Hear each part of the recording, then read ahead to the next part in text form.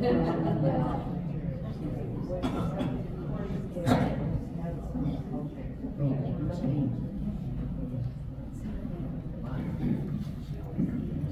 evening, everyone. I'm Michelle. I'm the pastoral associate here at St. Greg's. Could I just ask if you would raise your hand if you are a visitor to us tonight, a special guest? Okay. Okay. Well, welcome. We're so happy you came. You know, this topic, I just want to say, kind of how it came to be, was, I don't know if you've ever had this happen, but in the course of my ministry and my Catholic life, I've had people say, you know, how come you're still Catholic? Or why do you stay Catholic?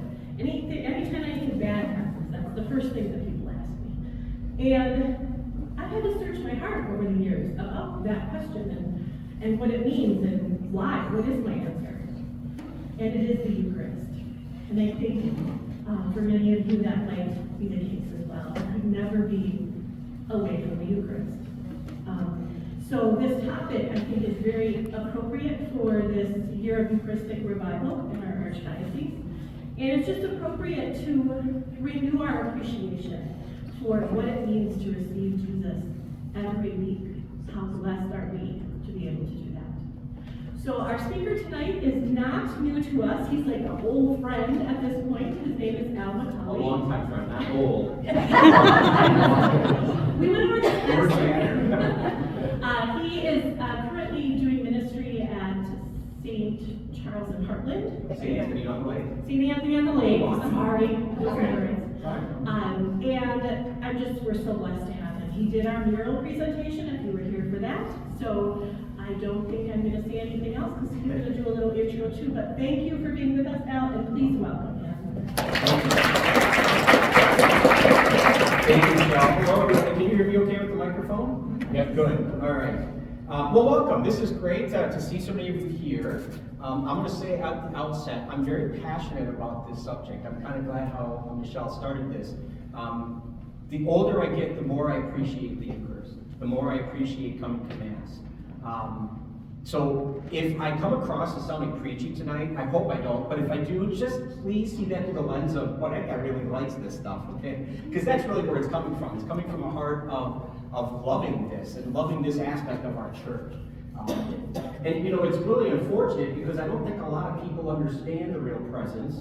I think we might have a sense of it. We hear certain words like transubstantiation. How many of you have heard that word before? Say that 3 times fast, right?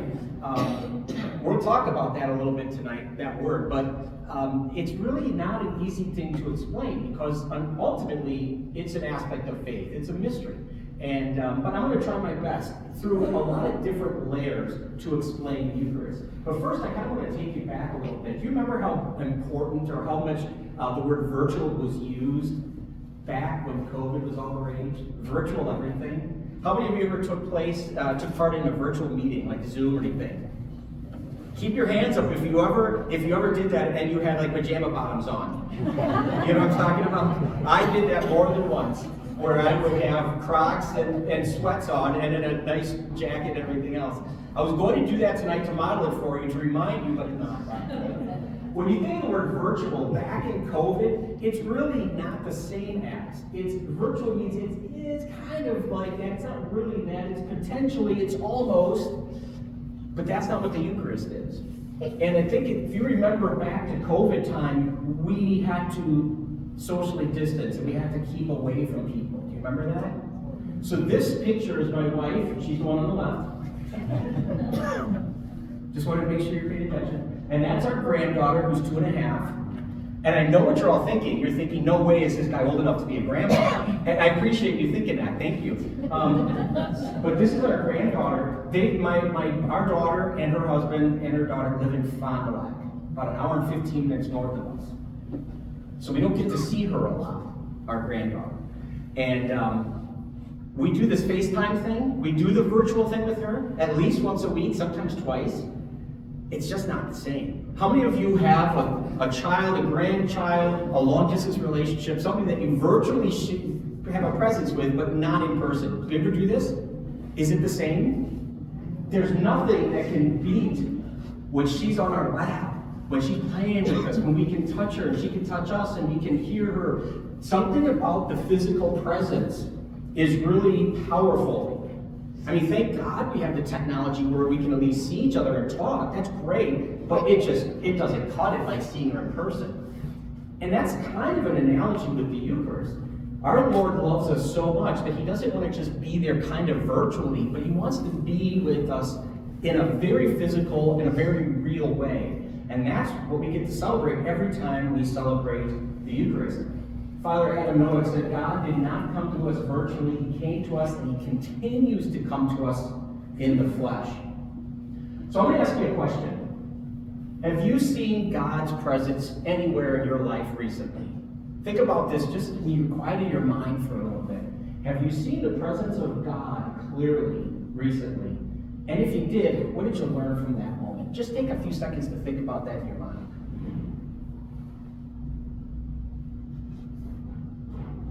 Now, if you're sitting next to someone you like, which I hope you are, and if you don't know, let me introduce yourself. Just take half a minute just to say what you just thought of. This is where I've seen God's presence recently. Just can you do that? Just talk to each other briefly about that.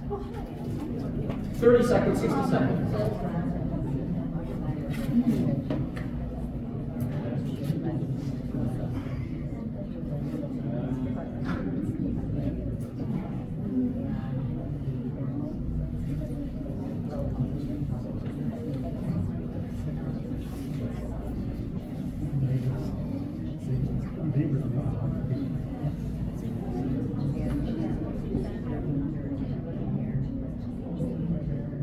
Okay, anybody want to share what they said?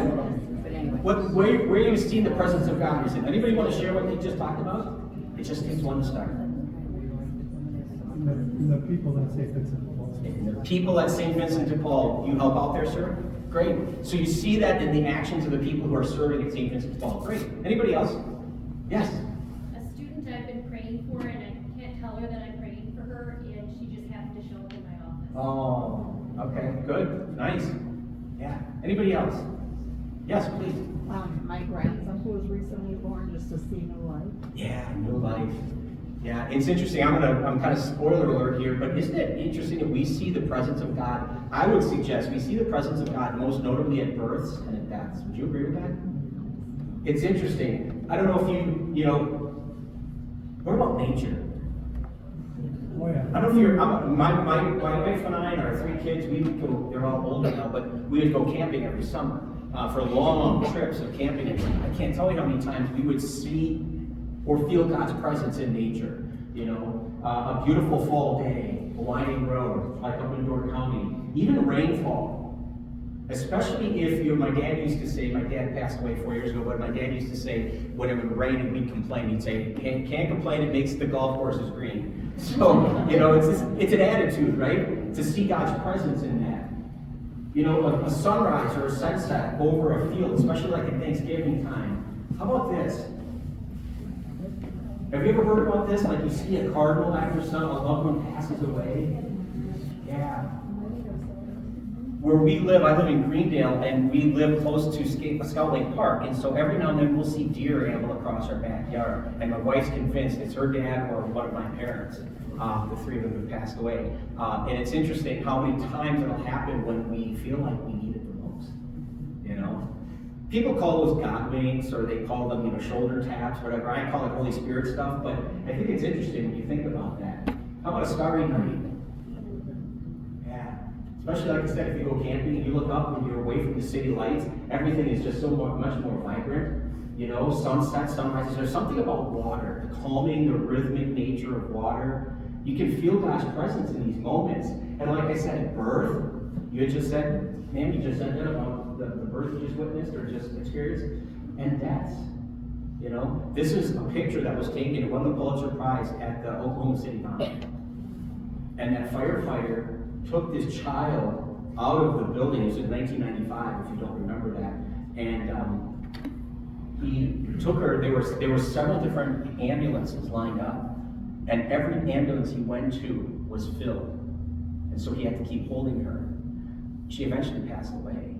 But he always had this connection with her and felt God's presence, because I don't remember his name, but I read the article about this, that he had a 2-year-old son, a 2-year-old son at home, and it reminded him of his own child. But God's presence, when people are born or people die, we feel God's presence that way.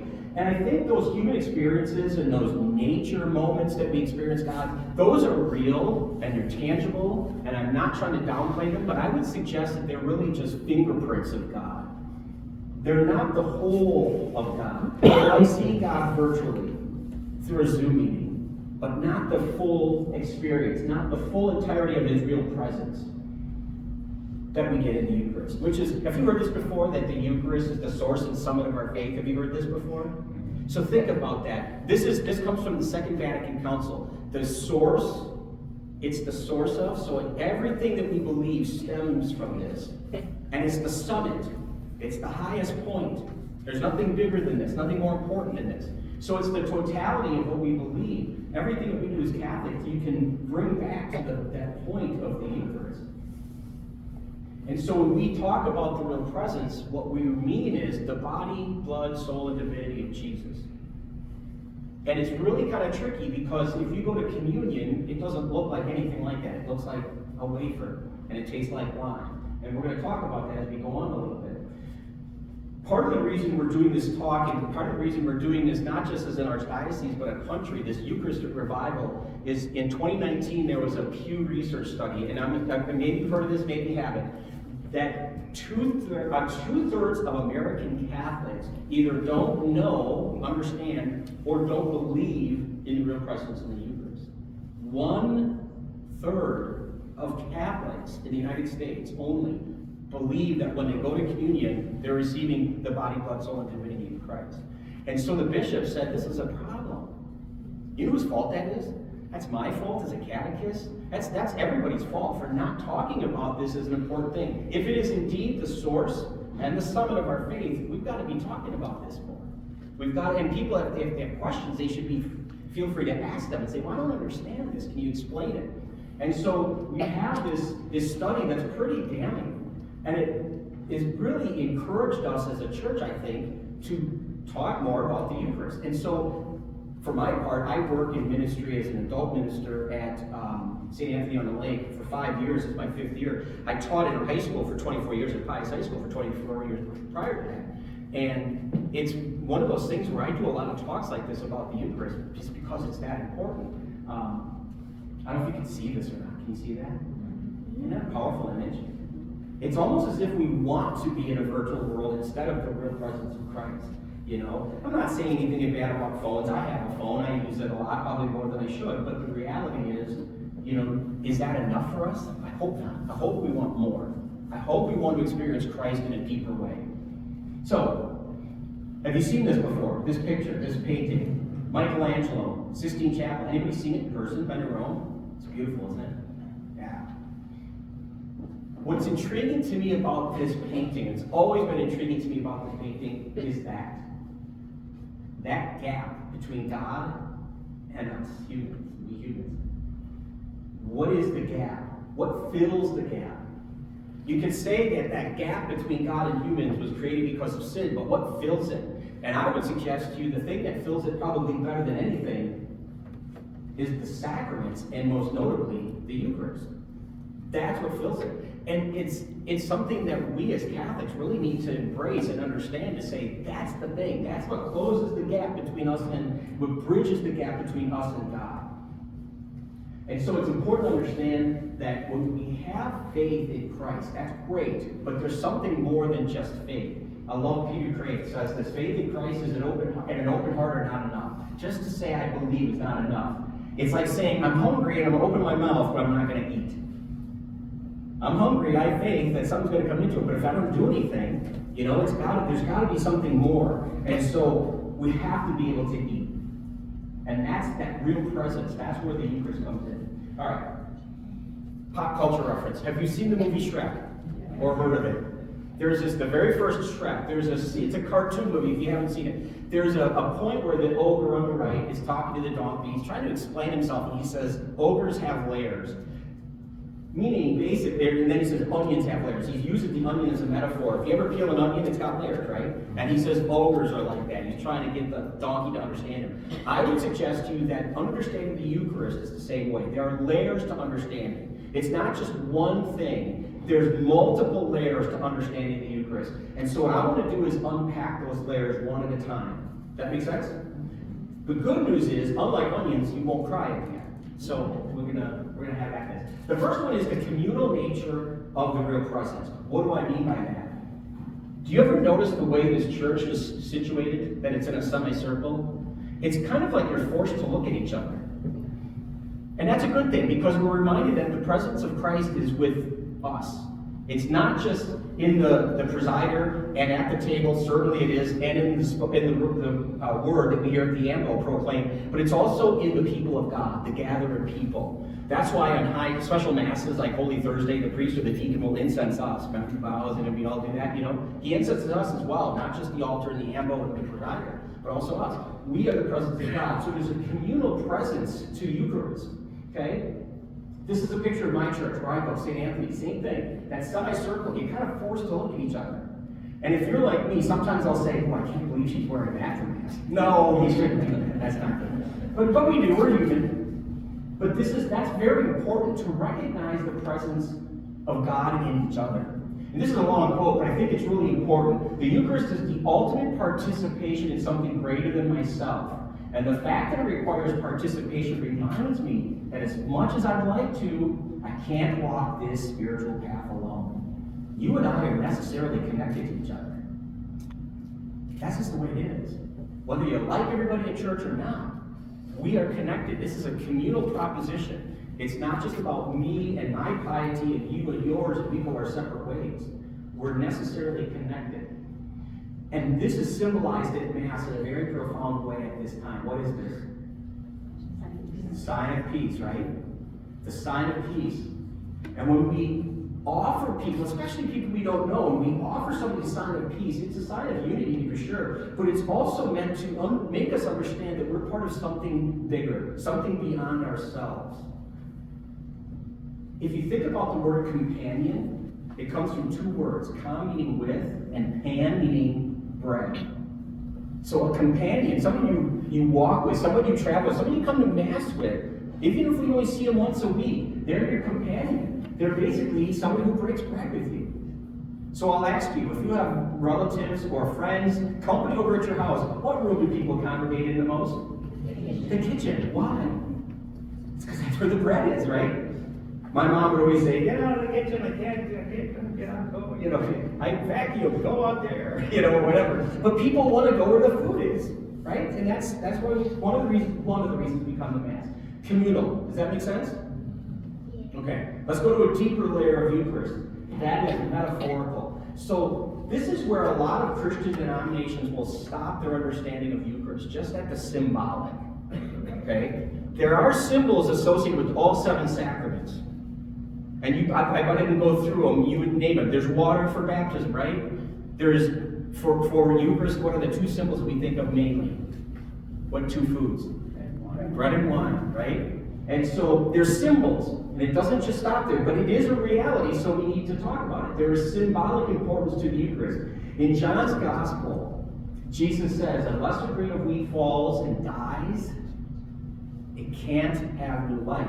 So, for years, my family, my kids, my wife and I belonged to St. Charles Borromeo, not far from here. And for about 12 years, I helped the person who was like the Michelle Zakula over there, Kathy Kroll. I helped her with a first communion retreat every year. And so the little second graders would gather and we would bake bread with them. And she asked if I would come in and talk about the theology of bread baking. And so I would always ask, every year I'd ask this question. I'm like, how do we get bread? Where do we get bread? And guarantee every year some kid's gonna say pick and save. And I'd say, that's true, but the real ingredient is flour. So where do we get flour? And then some other kid would say Aldi's, you know, whatever. How do we make flour? Where does it come from? What food? Wheat. And what do you have to do to the wheat to get the flour? You have to crush it. It has to die to itself to become something, bread, that nourishes us. Correct? Do you use one grain when you make bread? That'd be silly. It works in community. Okay? The other symbol you mentioned, wine. Jesus says further in John's Gospel, I am the vine, you are the branches. Whoever remains in me and I in him will bear fruit. Because without me you can do nothing. If I want wine, how do I make wine? I need grapes. And what do I have to do to the grapes? I have to crush them. Do I use one grape? No. It works in community. So there's that communal aspect that's wrapped around this particular layer of understanding the Eucharist, which is symbolic. A lot is, like I said, a lot of churches are going to stop right there. Well, what you're receiving, bread and wine, and it's grapes, and that's great, it's symbol, and that's the end of it. And, well, there's so much more to it than that. But that is a reality, so it's important to understand. If you ever remember going through First Communion, or maybe you helped a child, or somebody go through First Communion and you make banners or some things like that sometimes, it's always grapes and wheat. And so that reminds us of those symbols. The communal aspect as well as the main symbols used with Eucharist. All right. There's a deeper layer of understanding the Eucharist, and it's psychological. It's the state of mind of God and of us toward the sacrament. Now I'm going to give you several metaphors or several analogies here, and I hope they help you and they work. When a man watches TV, it's very difficult to get his attention. Ladies, would you agree with me? My wife and I have been married over 30 years, and I can tell you that one of the things we fought about at the very beginning of our marriage when we moved, we got our house, we got married, got our house, moved, and I'm watching TV, and she's talking to me, and I have no idea she's talking to me. And then later on, she's like, are you listening to anything? No, I'm watching what's on TV. You know, it got to the point where we had to say, okay, we have to have a conversation, turn that off so we can talk. I mean, I'm a simple guy, okay, but that's the reality. So even though I'm physically present to her, am I mentally? No, I'm not. I don't know if you can relate to this. This is not a picture of me, but this was absolutely me in math class. In every math class I ever took. My body was in the classroom, my mind was anywhere else but in the classroom. Have you ever experienced this? It happens. It happens. I went to school at Sacred Heart School in Racine. I can remember being in 8th grade, 7th grade, and it would be toward the end of the school year, end of May, early June, and it's warm out, and we didn't have air conditioning, so all the windows are open. Right across the street, Northwestern Avenue, and down a little bit in Racine, there's a place called Moreno Park, and moms would take, or dads would take their little kids who weren't in school yet, and they'd be on swings, and they'd be running around playing, you could hear them screaming, and I'm sitting in here trying to learn algebra, and my body was there, but my mind was at Moreno Park, man, I was out there. Nowhere was I in there. There's a psychological element to the Eucharist. Am I really present to it the way it's present to me? I'm going to give you another analogy. I don't know if you can hear this. I'm going to turn this on. Another pop culture reference. I hope you're ready for this. Can you first of all, can you tell me, do anybody know who this is? I'll give you a hint. The early 1980s. Pop star. Okay. See if you can hear this.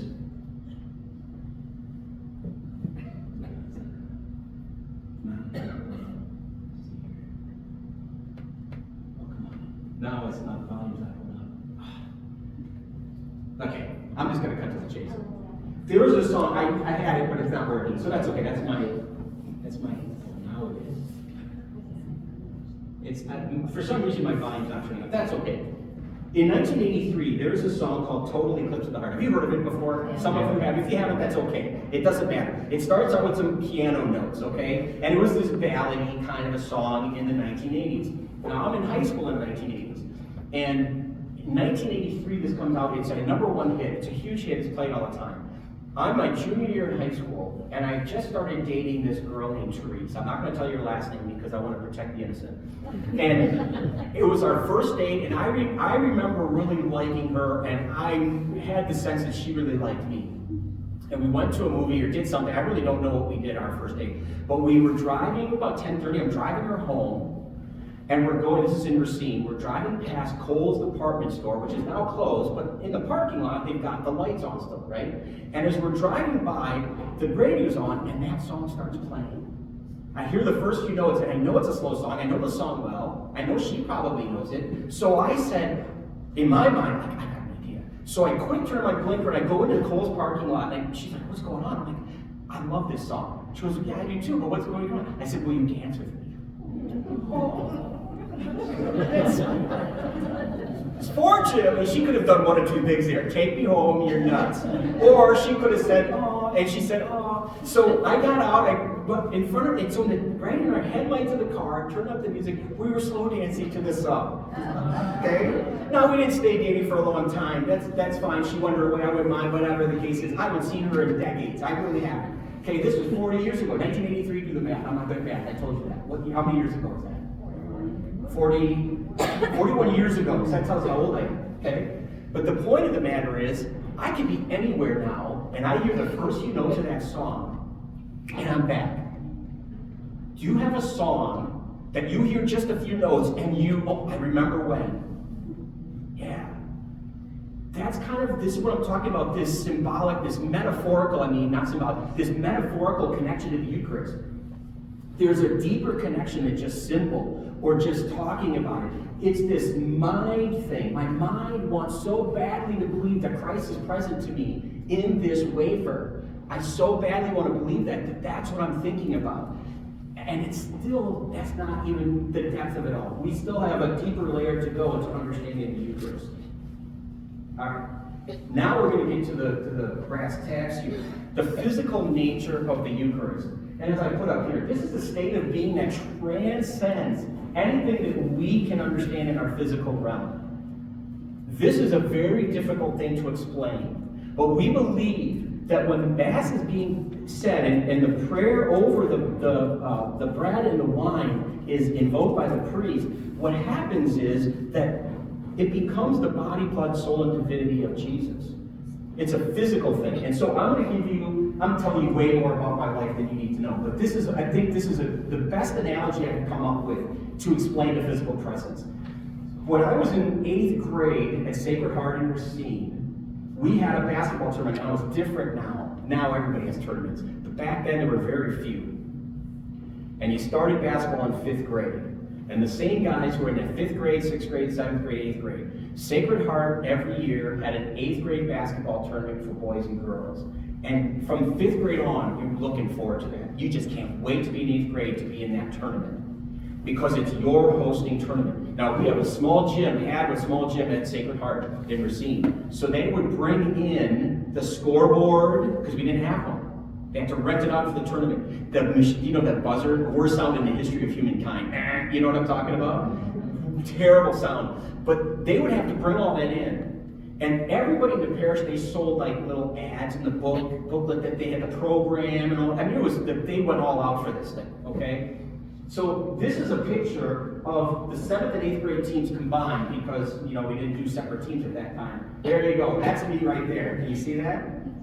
Clearly not the physical athletic specimen you see before you today. Nonetheless, that is me. And yes, I did have hair at one point. There's proof of it.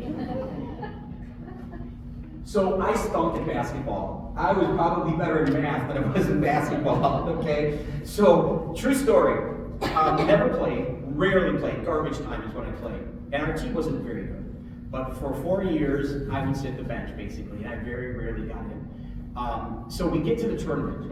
And the tournament starts, and we promptly lose the first game. Are we out of the tournament? No, we are not, because there's that little money-making thing called the consolation bracket. Makes you come back to play more and buy more hot dogs, popcorn, and everything else, right? So we're in the consolation bracket. Wednesday night, we have practice, and John Miller is my head coach, and our head coach, and after practice, he calls us over, he says, this next game on Friday night could be our last game together. If we lose, it's our last game. I want to start the second team because they've never been able to start.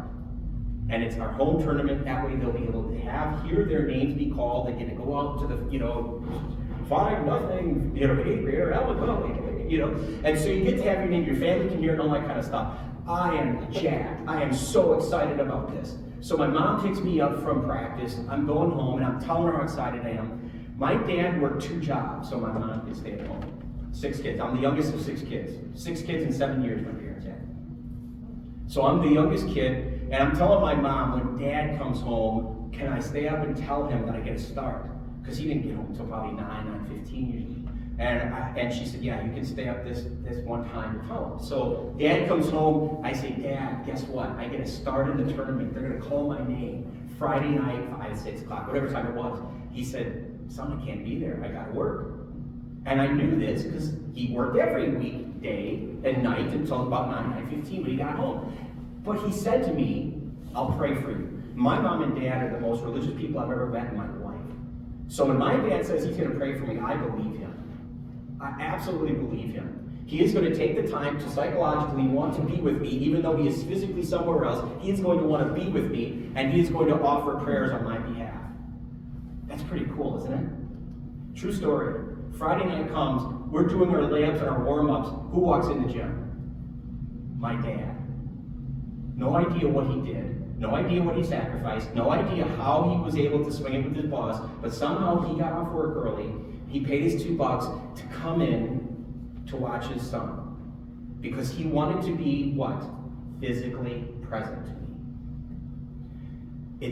It's not that praying wouldn't have been enough. The mental connection that I was talking about before, like in Moreno Park and stuff, listening to the song that reminds me of back when, that's all great and it's powerful. But there's something about the physical presence. And my dad knew, the same way I know what it's like to hold my granddaughter as opposed to seeing her through a video screen. He knew being physically present to me was important. Now, if my sinful dad can do that, can't our Lord say, I'm going to be physically present to you? Because that's more important than just having you think about me, or just kind of in a different kind of a symbolic way remember me. I'm going to be physically present to you. Does that make sense? That was a long story. That was like 5 minutes of your life you'll never get back. But does it make sense? The physical presence? Okay. So you've all seen this, right? Da Vinci's Last Supper.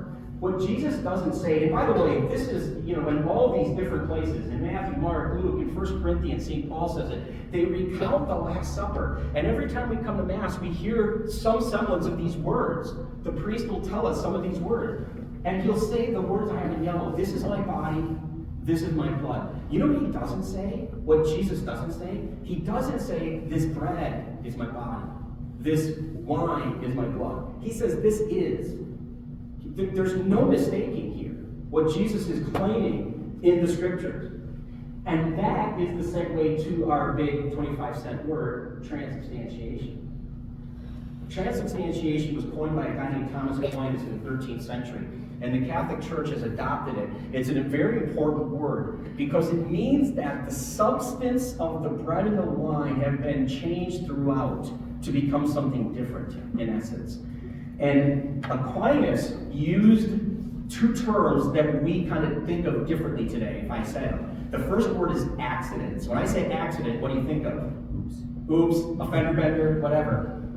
Aquinas used the word accident to mean anything it has in its senses, anything that we can sense. Its physical makeup. And then there's the essence of what it really is. Okay? So I'm going to give you an example. There's no true analogy about this in nature, but I'm going to give you one that I think is pretty close. What fruit is this? Apples. Tell me some words to describe what you're seeing on the screen here. Describe them. Yes, young man. What are they? Describe them. Red. Red. Very good. What else? Yes. A seed. I came. A seed. There is a seed in there. You're exactly right. There is a seed. How else would you describe these apples? Juicy, good. Round, excellent. Delicious. Crunchy. What you just described is excellent, and they're all accidents. You're describing the physical property of the apple. Once you bite the apple and eat the whole thing, and it is now inside of you, is it red anymore? Is it juicy? Is it crunchy? Is it round? No. Those accidents cease to exist, and now what you're left with is the essence, which is the fiber, the vitamin C, the potassium, the reason you're taking them. The essence of the apple now is nourishing you. So use my analogy here. What we touch, what we see, what we taste is bread. Those are all accidents. But when we ingest it, when it goes into us, the essence of it has become the body, blood, soul, and divinity of Christ. It is truly Christ present, even though we can't sense it. Does that make sense? I hope that analogy works. And again, this is not just Al McCauley saying this, or Father Todd saying this. This comes right from Scripture. And I could speak another hour just on the scriptural references. I'm not going to do it. But I'm going to give you the highlights because there are plenty that you should know of. And the first is this. John chapter 2, first miracle Jesus performs is wedding at Cana. Changes the water into wine. Do you believe that could happen? Do you think he did that? I do. Yeah, sure. A little bit later in John's Gospel, chapter 6, thousands of people on the hillside. He's got 2 fish and 5 loaves. What does he do? He multiplies the loaves and the fishes, right? He feeds everybody. Even to the point where there's extras, right? Do you think he could do that? I believe he did that, sure. That story, by the way, is in all 4 Gospels. Sure.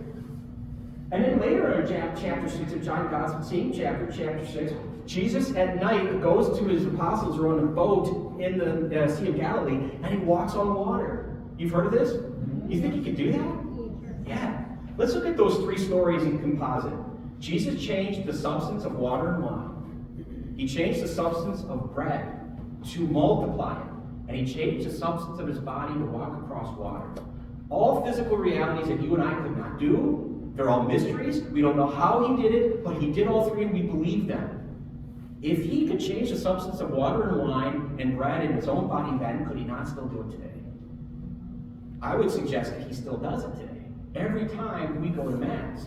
So when you look at those 3 stories in composite, we have the real presence, the physical presence of Christ. But that's not all, as they say on late night, advertisements. There's more. If you order by midnight tonight. Later on in chapter 6 of John's Gospel, there's a section of John's Gospel, chapter 6, called the Bread of Life Discourse. We hear a lot of this during the summer months. Okay? It's hard to preach on when it's over and over again. Would you agree with that, Father Todd? It's got to be difficult to come up with a new angle on this. But it's the Bread of Life Discourse. And why is it called that? Because it's where Jesus says, I am the bread of life. And he says stuff, I'm the living bread come down from heaven. I underline that for a reason. There's something I want to talk to you about with that later, but I'm going to hold off for a second. He says in the same chapter, this is all chapter 6, just different verses. So you can go home tonight, open up your Bible at John's Gospel, chapter 6, and read this for yourself. This is not making this up, okay? He says later, unless you eat the flesh of the Son of Man and drink his blood, you do not have life within you. Now I'm going to stop for a second and say this. The word eat is underlined. All 27 books of the New Testament are written in Greek. The original Greek for the word eat literally means to chew or to gnaw. So Jesus isn't talking symbolically here. He's like, I want you to actually eat this. Okay? Again, chapter 6. My flesh is true food and my blood is true drink. Now, let's go back to the top line. He says, I am the living bread come down from heaven. Do you know a story anywhere else in the Bible where bread came down from heaven to keep people alive? Yeah. Moses. If you remember the story, if you don't, that's fine. When the Israelites are freed from slavery in Exodus, and Moses takes them out, and they cross the Red Sea, and they've gotten the 10 Commandments, and they're wandering in the desert, and they're hungry, and they have nothing to eat. God says to Moses, I'm going to have the people go out in the morning. There's going to be dew on the ground. And when it evaporates, it's going to leave behind flakes. Something, the bread we call it what? Do you know what it's called? Manna. Manna from heaven. It's bread, and that's how they're going to be alive. They're going to be fed bread that's come down from heaven so that they can stay nourished and stay alive. Okay? So when Jesus says, I am the living bread come down from heaven, he's making a connection to that experience in the Old Testament. Okay? Let's move on. I'm going to bring that up again in a minute, just put that on the back burner. Again, chapter 6 of John's Gospel. Many of his disciples who are listening to what Jesus says about eating my flesh and drinking my blood, they're like, this is hard. Who can accept this? Are you kidding me? I don't get this. And what happens? They said, as a result, many of his disciples returned to their former way of life, and they no longer accompanied him. It's like Jesus saying this, and they're like, you know what? I can't wrap my brain around this. I don't get this. I'm leaving. I'm done. This is a bridge too far. And they leave. You would think at that point, Jesus would say, hey, wait a minute, guys, I'm just talking symbolically. I'm talking metaphor. I'm not really meaning what I'm saying, but Jesus doesn't say that. He says to the 12 disciples, he says, do you want to believe too? Do you want to go too? Do you believe me, or can you not believe? Can you have faith in this? And Peter says, Master, to whom shall we go? You have the words of eternal life. Jesus doesn't say, I'm talking metaphor here. He's saying, this is real. Have faith in this. Believe in this. Are you with me? Okay. So this becomes the real key question then. Why would Jesus say, eat? Why not just say, this is how you can be with me. You can remember me. You can think of me. But I want you to eat food. It's interesting to think. It's an interesting question. I don't know if you ever thought about this. Why do we go to Mass to eat? Why do we go to Mass to eat? And if you think about it, we need to eat to live. And Jesus wants us to know that we need Him to live. There's an intimacy here, and there's a connection. We need Jesus to live as much as we need bread to live. And think about this further. Why do we eat? Think about foods we eat. Okay? Some foods can change your disposition, your mentality, as well as your physical properties. Why do you eat, or what happens when you eat ice cream on a warm summer day? Why would you eat ice cream on a warm summer day as opposed to yesterday or this morning? Why would you eat ice cream on a summer day? Cool off, is that what you said? Yeah. It helps you cool off, does it not? Obviously it tastes good, but it helps you to cool off. It changes something about your outlook, your disposition, and your waistline. If you eat too much of it. I love oatmeal. I don't know if anybody likes oatmeal. If you don't, substitute something like homemade soup or casserole. What do we call those kinds of foods, by the way? Comfort foods. Why do we call them comfort foods? Because they give us comfort. They make us feel good. They change our disposition. And we eat those usually in the winter, when we've got so many layers on, no one's going to realize that you've added a few pounds. That's what I say. And we make baggy sweatshirts. The point is, I love oatmeal in the winter. I never eat oatmeal in the summer. But there's something about it, it changes me. It warms me up from the inside out. How many of you cannot start your morning without coffee? Be honest. Does it change your disposition if you don't have coffee? Absolutely. For some people, it's a real hazard if you don't. And if you are somebody, to be honest about this too, if you're somebody who drinks coffee regularly and you try to go a day or two without it, what happens? You get a headache? Yeah. So there's a physical connection with food. Jesus knows this. When he says you have to eat my flesh and drink my blood, he knows that there is a physical connection to that. Eating is very, very important. Which begs the question, why bread? Why does Jesus not say, hey, get some filet mignon, get some lobster, take some peanut butter? No, he says bread. Bread is accessible to everybody. Bread is available to everybody. Every culture has bread. Now, I know there are people with celiac disease and people with gluten intolerances and stuff like that now, but by and large, it is the most universally understood or accessible food. If you think about the poorest people in our world, the first foods they take to them are not rich foods because it would hurt them, and in some cases, kill them. You can't give them rich foods. You have to give them something like a simple bread meal. So it's accessible to everybody. Jesus didn't want to say just those people who can afford beef can have my flesh and my blood, or just those who are on a vegetarian diet. He wanted everybody to have access to him. Okay? So that's really part of it. Remember I told you about the manna from heaven? Do you remember I told you that? In Exodus, we hear about how God kept the Israelites alive by sending them bread from heaven. How did the bread first arrive? It was dew, right? Think about what the priest says when he offers his prayers, during the Eucharistic prayer. What does he say? Make holy these gifts, we pray, by sending down your Spirit upon them like the dewfall. It's a connection to Exodus. It's a connection. The same God that saved the Israelites by sending them bread from heaven in the desert 2,000 years before Christ is the same God that is giving himself this living bread to us now when we come to Mass. The connection is really apparent there. Where was Jesus born?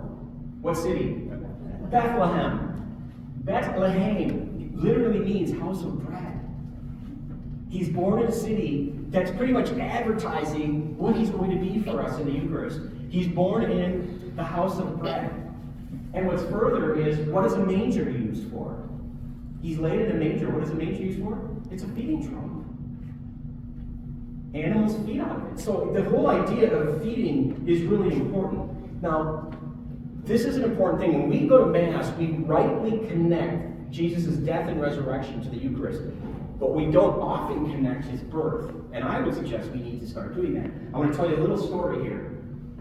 There's a philosopher named Soren Kierkegaard who was a Christian existentialist. He was a Christian, and he wanted to make people aware of why God would become human. And he wanted to, the incarnation, what we celebrate at Christmas, he wanted to make people aware and understand it. So he came up with this fable, okay? And the fable is called The King and the Maiden. It's about this king in this kingdom who fell in love, madly in love with this maiden. It's really the poorest of the poor young lady. And he really wanted to marry her. But there were three problems. The first problem is, if he approaches her as the king, she's going to say, I'm in awe of you because you're so regal and I'm just a poor peasant. And so the king questioned whether or not the maiden would really love him. Are you with me so far? And then he worried further. If I approached her, she would just be interested perhaps maybe more in my wealth and my power and how she can benefit from that as opposed to really loving me. And even further, he thought, what if she's just afraid of me because I'm the king? That she would just say, sure, I love you, because she's afraid of me. I really won't know if she ever does love me unless I decide to become like her. And then she will see me in the light, and she will see me in such a way that I will know she loves me for me, as opposed to the other reasons. This is one of the reasons I believe we need to necessarily connect Jesus' birth with the Eucharist. Because Jesus doesn't come as some spectacular whiz-bang kind of a thing. Jesus comes to us in simple bread and simple wine as a way to not overawe us, as a way to draw us in, as a way to be accessible to us and attainable.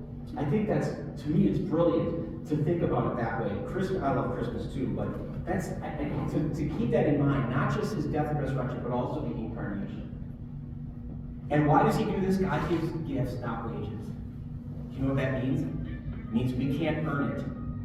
When we go to communion, it's not like, well, good job of being a good Catholic. Here's your pay for, here's your Eucharist. No. This is all gift. This is all gift that God gives us. And when we come to Mass, we have a chance to be reconciled. We say, Lord have mercy, Christ have mercy, Lord have mercy. We have a chance to right the ship a little bit so we understand what we're receiving and get into that grace. But the point of the matter is, this is all free gift that God gives us. All right, I'm almost done. I don't even know what time it is. I'm just having so much fun here. Am I going too long? You're okay, right? All right. There are a lot of important words that are said at Mass. And I can make a case for a lot of them. I'm sure Father Todd could too. I'm going to make a case for the ending, the very ending. The last thing that you hear the priest or the deacon say at the end of Mass is, the Mass is ended, now go and love and serve the Lord and whatever else, and we say thanks be to God, right? In Latin, when we have the Mass in Latin, the last words were ita missa est. Ita missa est, which means go, you are dismissed. The word Mass comes from the Latin word missa. It means dismissal. So I'm giving you homework now. Every time you go to Mass, you have to have the mindset of saying, and this is not easy, I tried this, but we have to come to Mass saying, I'm going to be dismissed. What am I going to take away from this? Is there a line from the homily? Is there something in Scripture? Is there a way the song was sung? Am I really focusing on the Eucharist the way I should?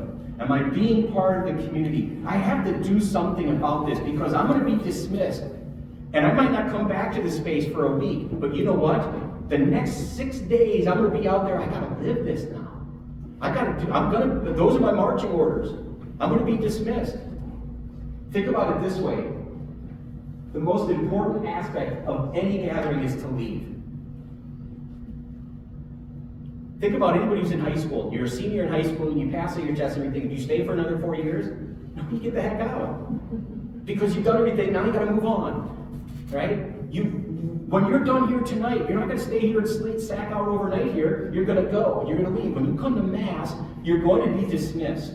So what can I walk into this space thinking to myself, what can I do? What can I take with me so I can live out my faith when I'm dismissed at the end of this? Because I'm gonna have 6 days where I have to live it out. Because it's not just 1 hour a week. The real presence of Christ, you know, when the bread is blessed and it's consecrated, and there's a ciborium, where is it put? Before at the end of Mass, where is it put? In what? Tabernacle. Do you know what tabernacle means? It literally means to dwell. And so we have a sanctuary. Where's your tabernacle? Sanctuary land, just to the left of it, that tells us that the body of Christ is in there. But you know where else it is? It's in us, because we've just consumed him. We are now walking, talking tabernacles. And we have to have Christ dwell in us, and we have to go now and live it because we've been dismissed. So I would suggest you should listen to everything in Mass, especially Father Todd's homilies, but also listen to that. The Mass is ended. Go. Because now it's like, okay, I gotta do something now. Now it starts. You know, now I gotta live it out in how I treat my family and my friends and my coworkers. All right, I would like to end with just 3 quick reflection points, and I'm gonna put them up and I'll say them out loud. I just want to give you a few seconds to prayerfully contemplate them as I read them. Okay? All right. So it's silent reflection. Think to yourself, where have I seen God's presence in my life recently?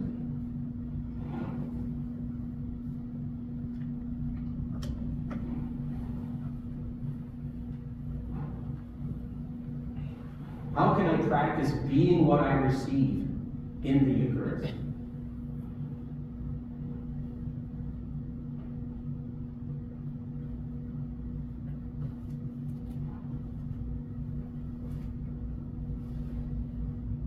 Pray for an increase of faith in Christ's real presence.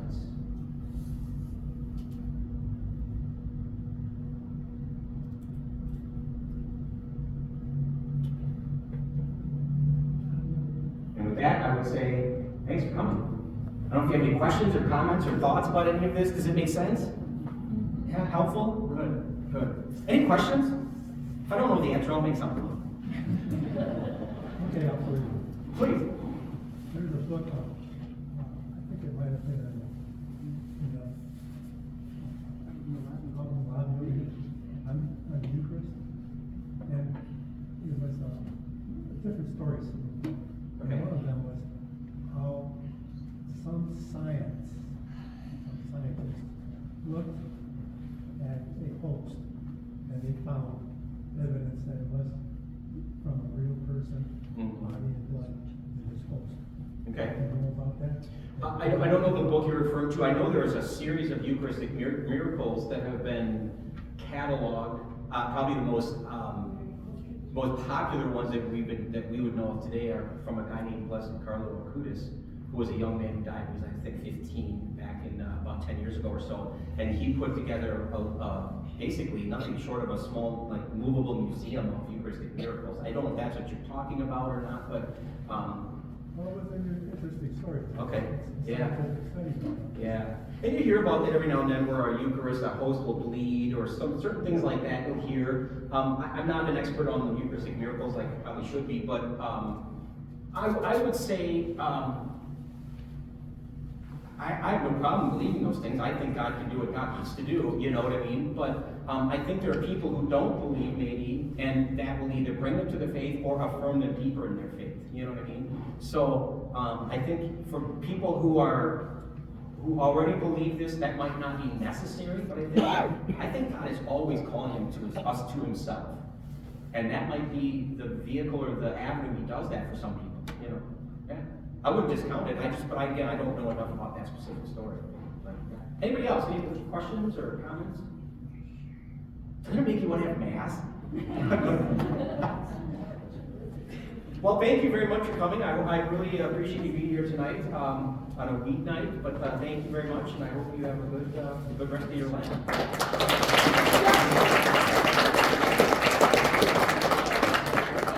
Yeah, you're welcome. that this presentation was videotaped tonight. So if you have friends, if you have family that maybe have kind of stopped coming to Mass or have fallen away, or just know that you can revisit this. I specifically liked that we use some scripture to help back up what Eucharist is, because I think when our other Christian brothers and sisters kind of talk to us about how it might not be the real Jesus, we now have scripture to back it up. So please feel free to revisit it. It will be on our website. And let's all come back this Saturday and Sunday and look forward to being dismissed. You're dismissed. Yeah, you are. Now you're dismissed. Yeah, exactly. Thank you very much.